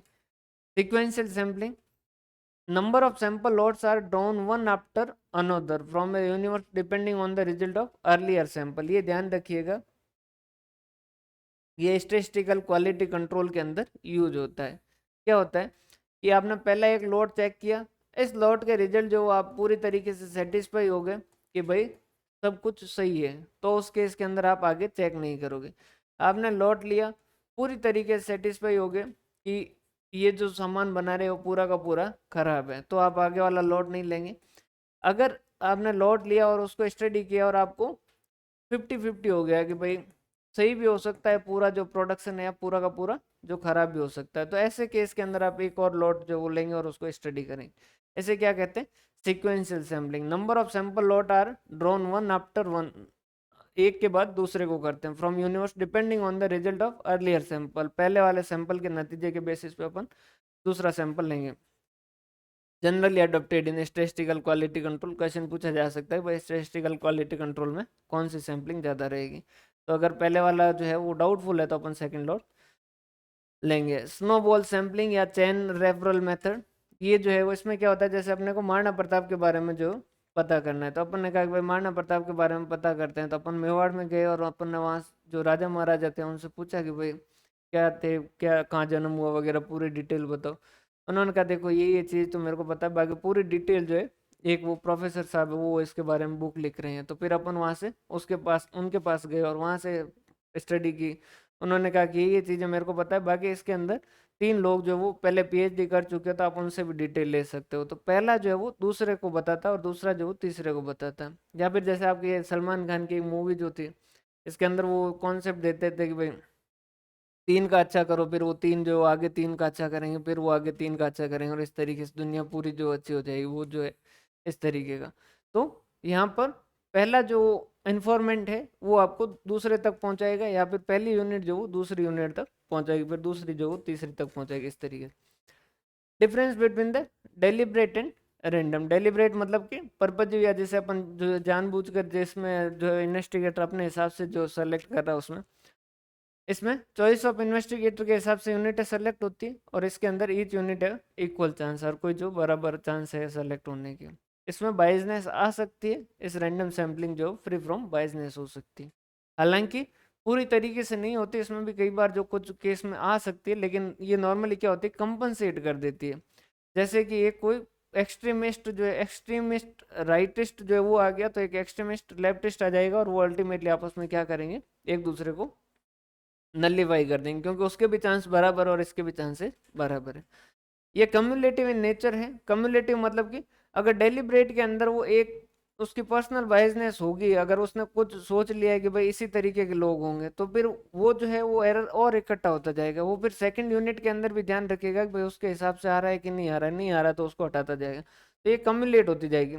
ये कॉम्पनसेट हो जाते हैं। कॉम्पनसेट किस तरीके से, एक कोई जो है वो ऐसा वैल्यू आ गई जो कि बिल्कुल ही राइट साइड के अंदर है, या और तो एक और वैल्यू ऐसी आ जाएगी जो लेफ्ट साइड के अंदर, अल्टीमेटली वो आपस में क्या कर देंगे, कंपनसेट कर देंगे। सूटेबल यहाँ पर यूनिट जब आइडेंटिकल इन नेचर और सम ऑफ देम स्पेशल इंपॉर्टेंस ये ध्यान रखिएगा, अगर आपको किसी को स्पेशल इंपॉर्टेंस देना है तो आपको डेलिब्रेट सैम्पलिंग जो वो करनी होगी। जैसे इंटरव्यू में 100 लोग है, उसमें से जो आपको किसी को थोड़ा सा अलग से इंपॉर्टेंस देना है, तो वहां पर आप क्या करोगे, डेलिब्रेट सैम्पलिंग करोगे। बाकी जो है नॉर्मली आज के टाइम में रैंडम सैम्पलिंग ही यूज होती है। उसके बाद में है साइज ऑफ सैंपल कितना होना चाहिए, तो भाई अपने को पता है कि लार्ज अगर सैंपल होगा, भाई इस चैप्टर से क्वेश्चन गलत नहीं होगा अगर आप उस दिन सुबह जो है वो किताब लेके नहीं बैठोगे और आराम से शांति से बैठोगे और सीधा एग्जाम के अंदर जाओगे। जितना पढ़ना है उससे पहले वाले दिन तक पढ़ लीजिएगा। अगर सुबह पढ़ लिए ना तो उस केस के अंदर आपका एनालिटिकल माइंड जो है वो पूरा खत्म हो जाएगा और फिर ऐसे क्वेश्चन जो है वो थोड़े बहुत आएंगे वो नहीं कर पाओगे। इस वजह से जितना जो वो पढ़ना है वो एग्जाम से पहले वाले दिन तक पढ़ लीजिए। उस दिन आप अगर सुबह शांति से बैठोगे और सीधा एग्जाम में जाओगे तो ये क्वेश्चन अपने आप से ही सही हो जाएंगे, लॉजिकल सोचोगे तो। और 10 एक नंबर अगर आपने यहाँ एक्स्ट्रा लिया है रिटर्न के अंदर बाकी वाले जो है, तो आपको इंटरव्यू की फिर चिंता खत्म हो जाएगी। जो बाकी के जो लोग लेके आ रहे हैं उनसे आपको एक्स्ट्रा जो 10-20 नंबर एक्स्ट्रा रखने ताकि आपको इंटरव्यू की झंझट से बाहर आ जाए। साइज ऑफ सैंपल अगर बहुत ज़्यादा ले लिया तो टाइम मनी लेबर वगैरह ज़्यादा लगेगा, अगर छोटा ले लिया तो लेसर डिग्री ऑफ एक्यूरेसी। अब अपन सैंपल जो है वो सही है या नहीं है उसको कैसे चेक करें, तो 2 तरीके। फर्स्ट तरीका तो क्या है कि इसी पॉपुलेशन से 2 सैंपल लो और इसके जो है रिजल्ट और इसके रिजल्ट कंपेयर करो, या फिर जो एक सैंपल लिया इसको 2 टुकड़ों में बांटो और इसका रिजल्ट जो कंपेयर करो। ये जो है वो लिखा है, बाकी इसको ज़्यादा देखने की जरूरत नहीं है ना। ये फॉर्मूले उसने बताया कि भाई सैंपल साइज क्या होनी चाहिए इसके बारे में, लेकिन यहाँ लिख दीजिएगा, ज़्यादा इम्पोर्टेंट नहीं है। रीजन क्या है, क्योंकि आगे जो ओपन और स्टडी करेंगे कि भाई कौन कौन से तरीके से होना चाहिए, कितना जो सैंपल साइज होना चाहिए। कल वाला जो सेशन है उसके अंदर फिर यही बातें चलेगी। ये उसने फॉर्मूला दे रखा है, Z divided by T. Z जो वो कौन सा है, जो अपन ने ये इस तरीके से करके जो वैल्यू कैलकुलेट करते हैं ये जेड वगैरह की, तो वो उसकी क्रिटिकल वैल्यू है। 99% के लिए स्पेसिफिक होती है, 95% के लिए जो वो स्पेसिफिक होती है वैल्यू। 95% के लिए कितनी थी भाई बताओ तो? 99 के लिए ये 2.5758 है। 95% के लिए कितनी वैल्यू थी इसकी, जेड की? 95% के लिए कितनी वैल्यू थी भाई बताओ?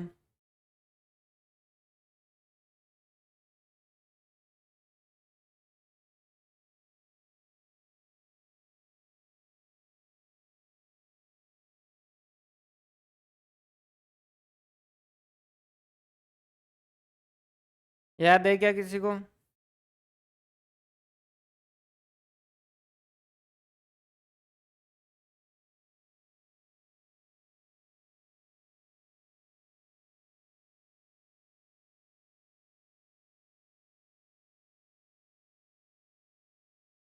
68.27।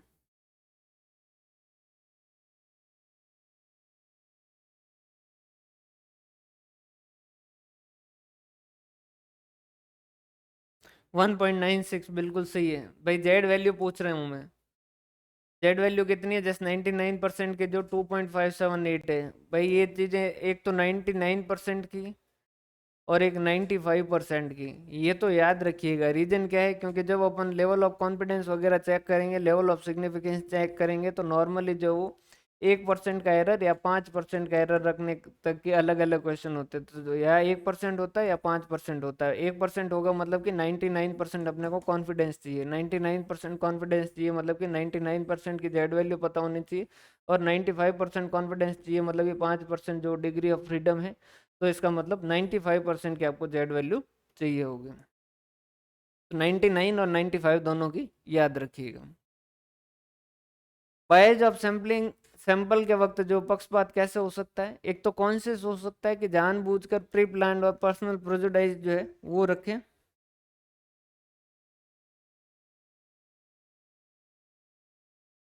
और या फिर अनकॉन्शियस या सबकॉन्शियस रैंडम।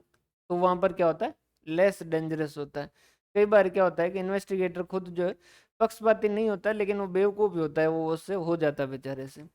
कैसे कैसे हो सकता है? तो किस तरीके से स्टेज वाइज बाइजनेस हो सकती है, पक्षपात किस तरीके से कर सकता है?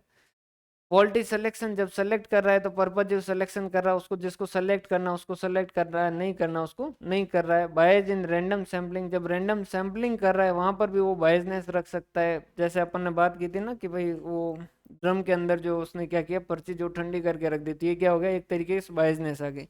या फिर substitute of sample unit, sample unit जो सेलेक्ट की उसको क्या कर दिया अपन ने, जो है वो रिप्लेस कर दिया।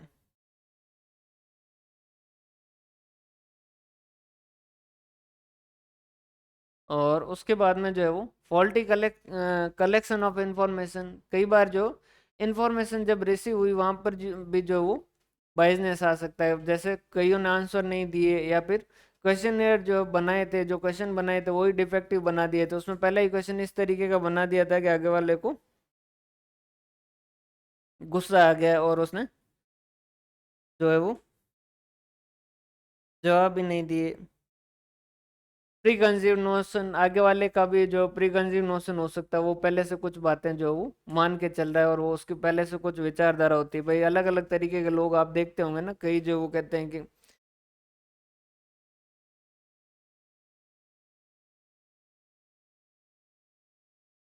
अलग अलग तरीके के लोग होते हैं, जो है वो उनका कुछ पहले से पूर्वाग्रह होता है, पहले से कुछ चीजें मान के चलते हैं। बायज ऑफ इन्फॉर्मेंट, जो इन्फॉर्मेशन देने वाला वो बायज्ड हो सकता है, तो वो अपने हिसाब से इन्फॉर्मेशन दे रहा है। या फिर एनालिसिस के वक्त जो है वो बायसनेस हो सकती है। इन अप्रोप्रिएट स्टेटिस्टिकल मेथड, जहाँ सिंपल एवरेज यूज करना था वहां पर उसने क्या कर दिया, वेटेड एवरेज यूज कर दिया। या फिर जो इन्वेस्टिगेटर था जिसको एनालिसिस करना था, उसका खुद का जो है नतीजे लेने से पहले उसको खुद जो है वो उसका बायसनेस था, उसका खुद का जो कुछ मानना था कि भाई जैसे लड़कियां जो है वो पढ़ने में होशियार नहीं हो सकती, उसका ऐसा मानना है कि वो ऐसा नहीं कर सकती। तो फिर वो उसी तरीके से उसको क्या करेगा, एनालिसिस करेगा। तो वो कोई अगर लड़की जो फर्स्ट सेकंड आए, जैसे सेकंड आ गई तो वो कहेगा कि देखो आई तो सेकंड है ना, फर्स्ट तो नहीं आई। तो जो इन्वेस्टिगेटर है उसका जो होगा वो दिमाग के अंदर वो उस तरीके से उसको करेगा। अवॉइडेंस ऑफ बायसनेस, बायसनेस बढ़ाने के लिए हटाने के लिए क्या करें, रैंडम सिलेक्शन कर लो, और यूनिट जो उसे सब्स्टिट्यूट या रिप्लेस मत करो, सेलेक्टेड यूनिट जो उसे ड्रॉप मत करो, क्वेश्चनर जो वो अच्छे से बनाओ, और इन्वेस्टिगेटर जो वो इम्पार्शियल होना चाहिए, एबल होना चाहिए, एक्सपीरियंस्ड होना चाहिए, और सूटेबल मेथड जो वो सेलेक्ट करना चाहिए। ये जो है वो दो लॉ ऑफ स्टैटिस्टिकल रेगुलरिटी और law of inertia of large number. एक और लॉ है लॉ ऑफ सेंट्रल थ्योरम, जो कि अपन आगे बढ़ेंगे। ध्यान रखिएगा कि ये जो है वो based on the probability. Law of statistical regularity क्या कहता है, a moderately large number of item chosen at the random from among very large group are almost on the average to have the characteristics of the large group। वो कह रहा है कि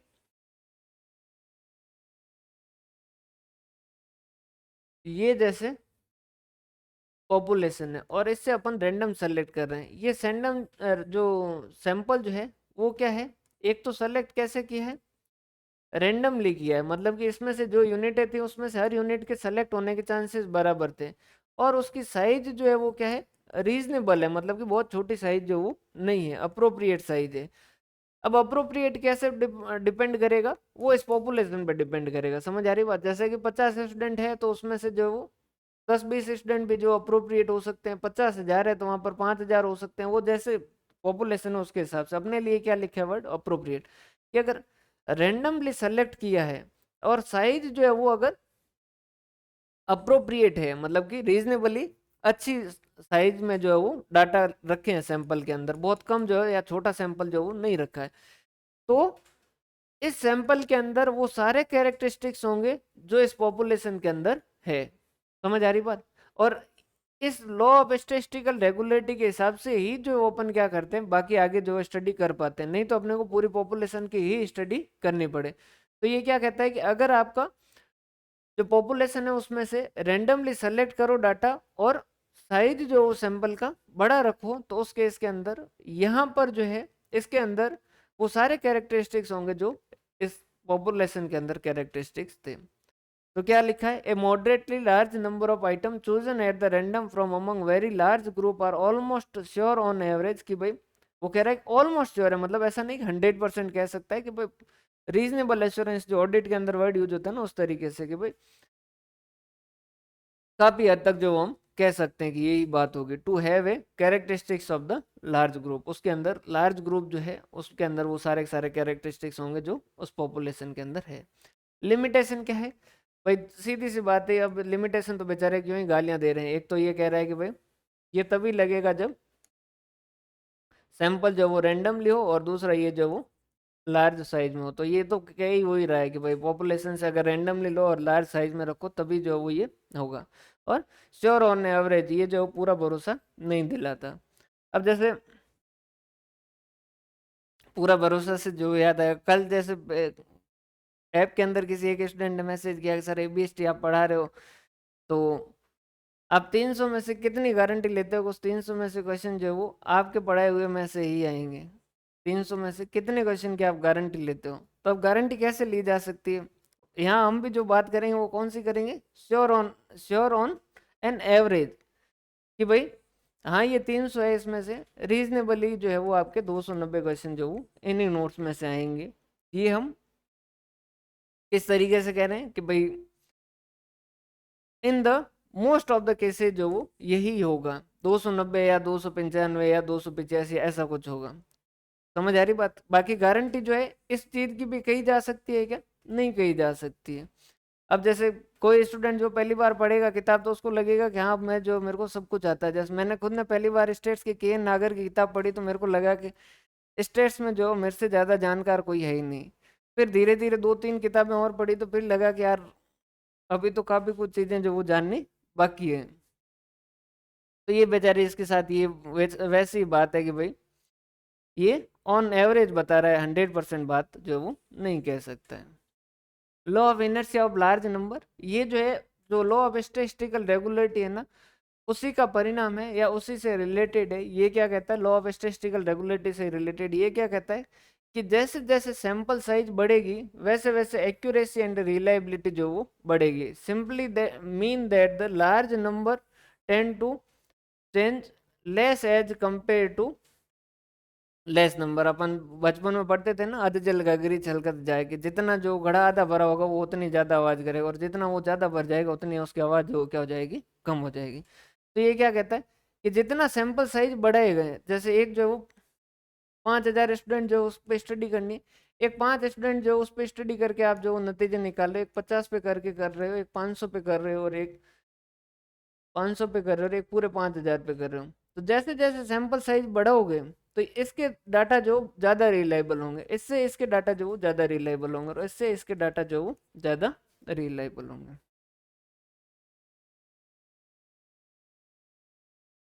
ठीक है भाई, ये है पूरा का पूरा थ्योरेटिकल है।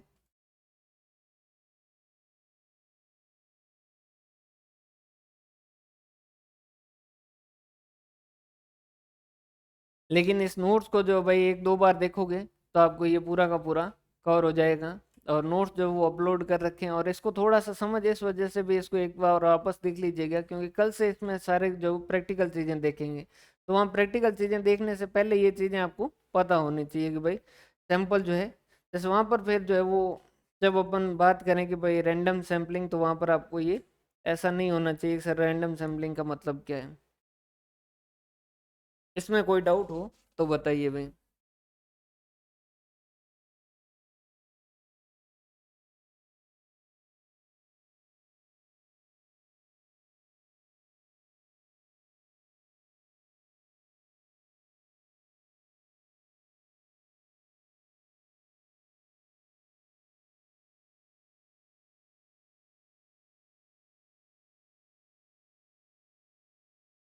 इससे क्या क्वेश्चन आया था पिछली बार, किसी को याद है भाई?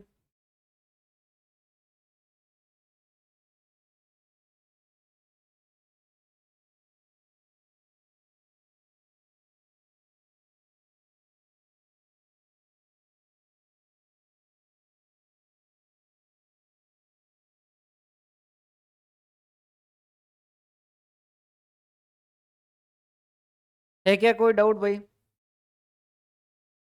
कल वाले सेशन में जो क्वेश्चन आए थे इससे, वो भी अपन डिस्कस कर लेंगे। तो इसको एक बार नोट्स को जो वो अच्छे से पढ़िएगा, बाकी जो वो बहुत सिंपल सा टॉपिक है इसके अंदर, और क्वेश्चन भी जो है वो आएंगे वो बहुत ही सिंपल से ही आएंगे। कल अपन जो वो इसको शुरुआत में आते ही इससे जो क्वेश्चन आया था वही जो डिस्कस कर लेंगे। क्लियर है, नोट्स अपडेट करके कर दिए गए हैं, तो उनको डाउनलोड करके प्रिंट करके जो आप एक बार अच्छे से वापस इनको रीड कर लीजिएगा, यहाँ तक का रीड कर लीजिएगा, ताकि अपन कल जो है, कल से प्रैक्टिकल शुरू करेंगे तो वहाँ पर फिर आपको डाउट नहीं आए। क्लियर है भाई?